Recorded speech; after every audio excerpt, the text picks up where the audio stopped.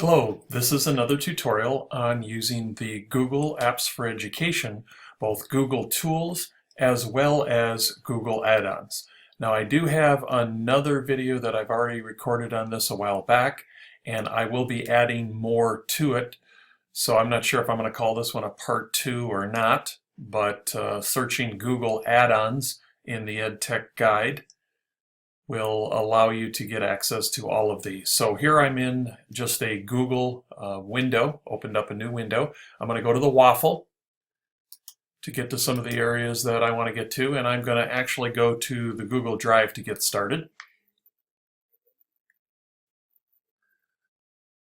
So the first thing I want to talk about is templates. Oftentimes templates can add efficiencies for us and allow you to take things that you may use on a regular basis. Maybe somebody already has a template or a starting point for you, so you're not always building from scratch. So here I'm in Google Drive. If I go over here to the New button and click on the New button, if I come down to More, then you'll notice I have this whole list of items here. And then what I want to do is I want to, let's do that again, New, More, and I want to get this. You may have some things that are already in here. You might not have as many as I do. You might have more. But you're going to scroll all the way down below the last app that's listed. And you're going to go down here where it says plus, connect more apps, and click there. So there's a really nice applet out there that you can get to. It's called 4 Templates. I already have it loaded, but for our purposes, if you were to just type templates in the search box and hit enter. This Drive template gallery, these are templates for items in Google Drive.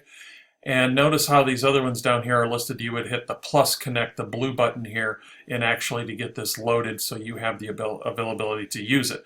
I've already done that, so I don't have that particular option. Okay, so let me go back to you here and show you now how you would use that item. So let's say I have, maybe I got a new Google Doc. I would go up into my add-ons area and I would look for where I might have some of these particular apps or add-ons that I've placed in. Again, I have a bunch of them, and I can go ahead and click on one of these in order to launch it. So I'm now going to go back just into my Google Drive. I'm going to click on New, hit my More, and now you'll see From Template is now loaded. So I'm going to load my template document. I have some tabs here, my templates, the templates that I use on a regular basis, everything that I have loaded. Templates I've used, the Baker College templates is the default. There's not a lot here, but there are some particular categories, so you might want to check out those. And then there's also public templates, which is going to give you a whole lot of things. Then there's a category here. You can narrow by category, students and teachers. So these are some templates that you might want to use. Here's a certificate of completion type of a thing, student reports, student evaluations, grading rubrics, simple presentations, student schedule, lesson plan, grade report, project planner. These are just some ideas of some of the things that it's in here. And if you decide that you would like to just see what it looks like, you can just hit the preview button and it would give you an example of how this works. Formula's already created for you here. In this particular case, looks like it's an Excel spreadsheet. But so you get the idea. So that is templates. Okay, let's take you to something else. Another tool. I'm going to go into New, and I'm going to go into Google Docs. So I could have a doc here that I'm creating, and for a number of different reasons, one of them might be some efficiency, one of them might be I'm doing something else with my hands, there is the ability to do voice typing in a particular document. So rather than typing the words here, I can actually use voice text. And so if I come up here to Tools, here's an icon here for voice typing. So I'm just going to click on that. So notice it's given me this little microphone tab over here. And as you can see, I click on it to speak. It's going to then turn colors. It's going to turn to the color red. And I will be able to go ahead and speak. And so you have to speak clearly. You have to kind of enunciate. And at various times, so you get to the end of the sentence, you say period, next line, stuff like that. You'll kind of figure out as you go. It has a little bit of a learning curve to it. But it's very similar to some of those tools that you might have to pay for, like Dragon Speak and some of those types of things. So let's give this a try. Hello, my name is Bob. How are you? Question mark. Okay, and then I just clicked back on that microphone icon and notice it's went from red to black again. So there we are. So kind of some dictation type of a thing here. This could be used in a number of different capacities. It could be used for maybe even creating a presentation. A lot of different things that you can do with that. So just kind of neat. Also want to point out another tool that's kind of built in. There's a couple of different ways that you can get to it. You can actually come over here to Insert and go to Comment. And there's shortcut keys here. Or you can go over here to the comments box, which is what I'm going to do. There's a comments here just to the left of share, and it opens a comment thread. And so I can put a comment here. So let's assume that a student has shared a document with you. They've completed some assignment and you have it here in your Google Drive, and you would like to give them some comments, give them a little bit of feedback. You can actually click on the comments or go to the Insert Comments, and then you can type what you would like to say regarding the feedback for this particular item.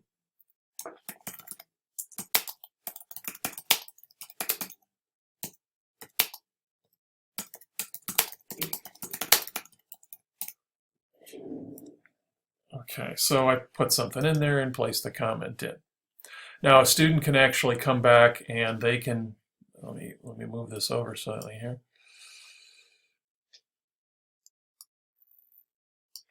So there's this resolve button here and you got these little drop downs. So what can happen is a student can actually come in and look at this and they can respond.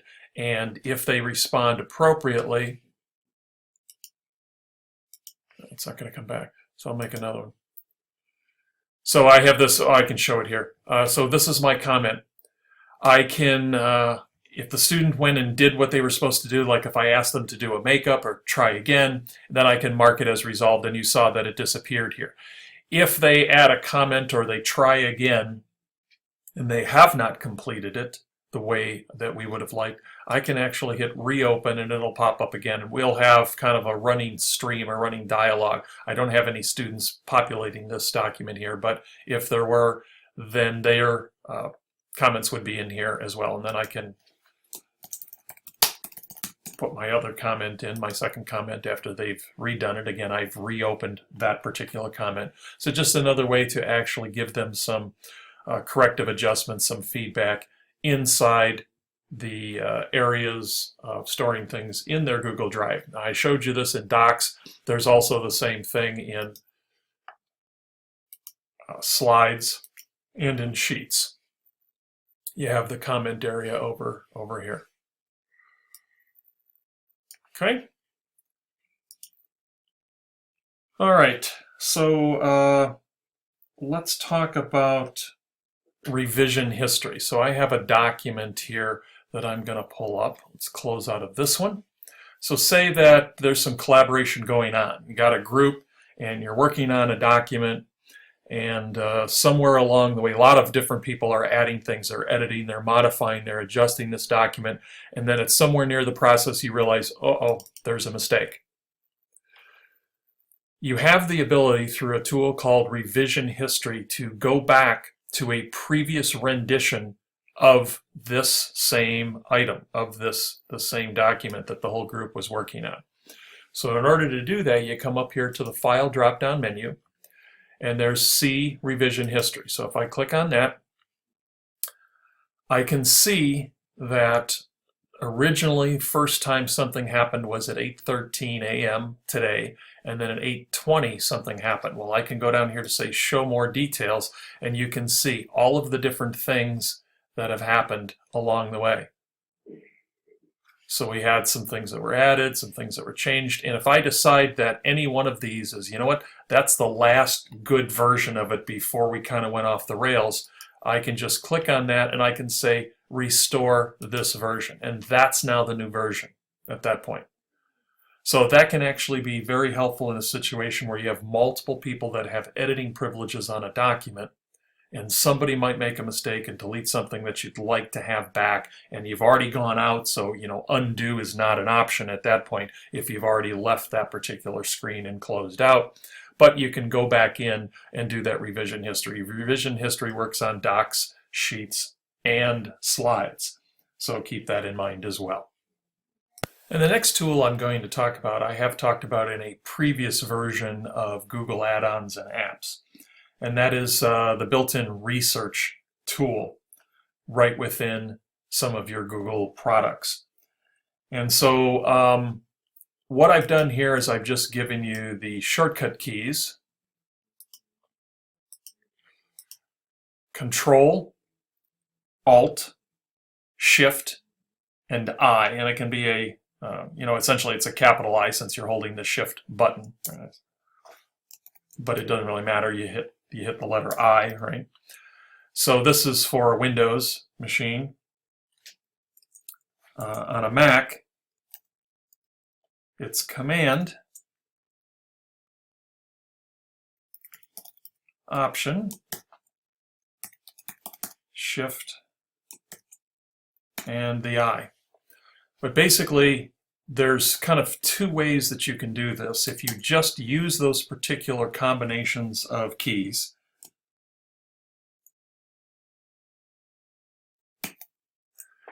you get this research box that pulls up over here onto the right side. Now, generally, the first time they show up like this. Okay?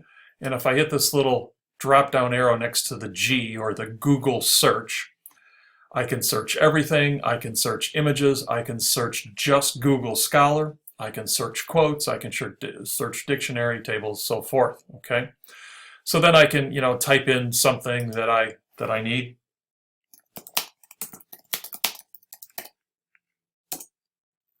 And it's going to pull up various items in this particular category, and I'm just using the G, so that's the everything. And I have links to websites, there's videos here, there's all kinds of different information, and I can preview them to see what they are. Then they kind of show up here. This looks like this is a particular site. And so I can decide, is that what I want or not? I can cite it. And so let's say, this is the sentence here that I'm trying to cite. So I can cite it. And notice that it's going to give me this number here. And it's going to give me this footnote at the bottom. Now this becomes a problem for some English teachers and so forth from a formatting point of view, but we'll talk about that in a moment. I just hit the little drop down arrow there. I actually have the ability to change styles so I can get things a little bit more correct. But like anything else, to me this is a teachable moment. If it's not perfect, here's a tool that can actually add some efficiency to the work that the student does, but it may not be perfect, and you can actually have that conversation with the students about how to do that correctly. But I want to show you kind of another aspect of this, kind of the same way. So let me get rid of this guy right here, and that will eliminate that footnote down at the bottom. So let's say I'm writing a paper as a student, or I'm putting something together as a faculty, maybe for some blended work where I'm going to give the students something to do or read and then interact with before we get back to class. So I take this topic that I have here, this time value of money, and I can just highlight it, and then I'm going to use my appropriate set of commands here to bring back that research area. And now if I click on this, let's take this time value of money thing here. Now let's say this is the one I want. I've already previewed. Instead of hitting cite, I'm going to say insert link. So what we have right here now is we have a situation where this item that was highlighted has now been hyperlinked. So this is a video on time value of money from Khan Academy. once the person who's viewing this gets to this particular spot, they can actually click on this, and this particular item that we've linked to it, in this case it's a website, will fire up.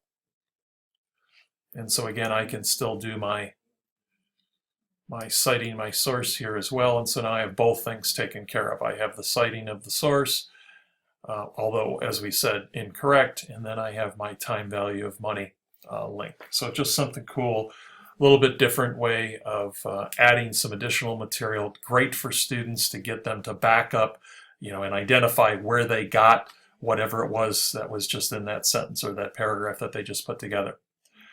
And then finally, I'm going to talk about an additional tool here, and that is the define. Define is actually a built-in dictionary.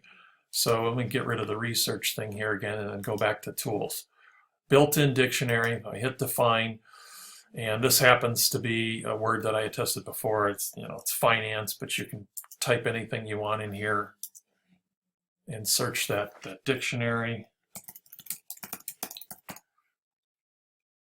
And so we have collaboration, it's a noun, collaborations is the plural, and then we have some descriptors here for that. So, built in as they're working on something, they're putting together, whether they're working on their own or in collaboration, maybe one of their collaborators typed in something and they're not quite sure what it is. They can just, highlight the word real quick and then do it, or just type the word right here into the spot.